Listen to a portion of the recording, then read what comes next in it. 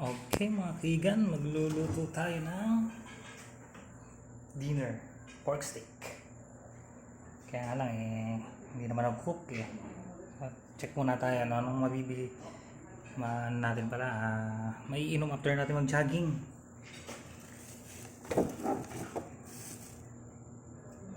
Okay.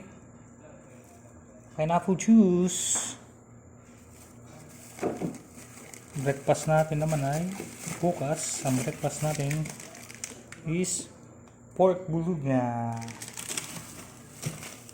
Yan. Tsaka ito syempre egg and pork bulugna. Tantanghali is ito pinaksiw na isda. Ngayon dahil mag-isa lang ako, palalambutin muna natin yung pork. Tapos after natin palambutin, ang gagawin natin ay i-ano natin siya,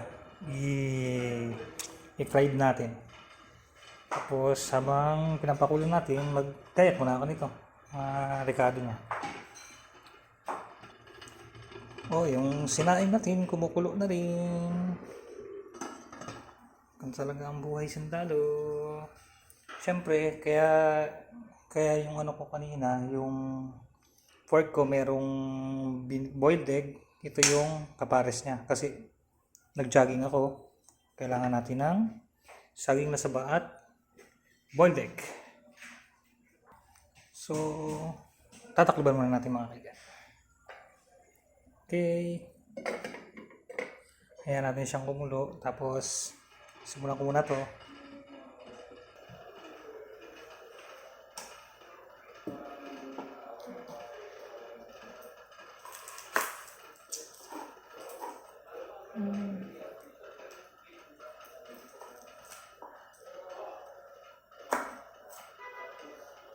Pasensya na kasi hindi naman tayo cook. Kaya, ganito tayo kabagal kumilos. Yeah.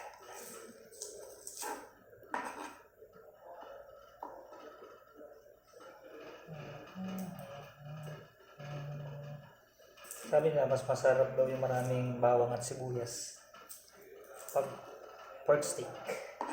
Beef steak. May chicken steak ba?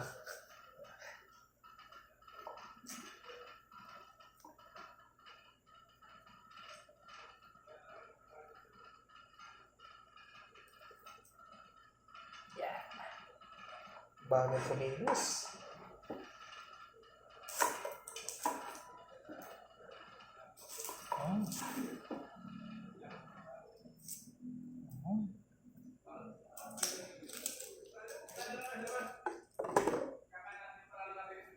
Tumbo pa.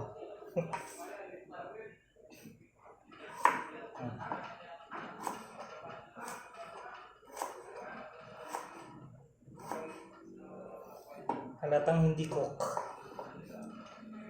Ano, chef-chefan lang tayo.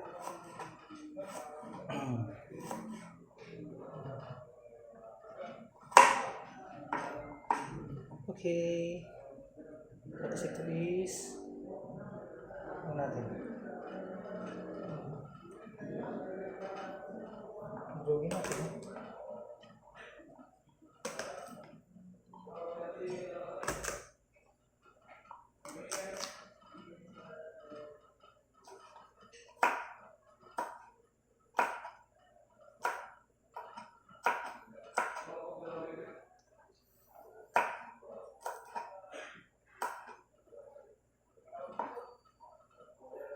Inaabot na lang siya masyang. Wait lang.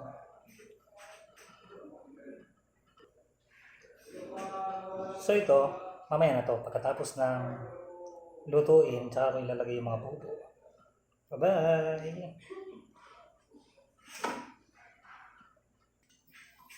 Bukas pala, ito yung gagawin kong merienda. Pero sobrang hinog na. Ano bang magandang gawin dito? I-boil o prituhin? Tsaka pakita ko yung mga trim namin. Ito. Yan. Yan. Tsaka syempre ito yung mga balat niyan, nilagay namin dito para pag nabulok yan, maging maging malusog yung halaman kasi sasama sa lupa. Yan. Ano, tingnan nyo yun, no? Pababa na yung araw.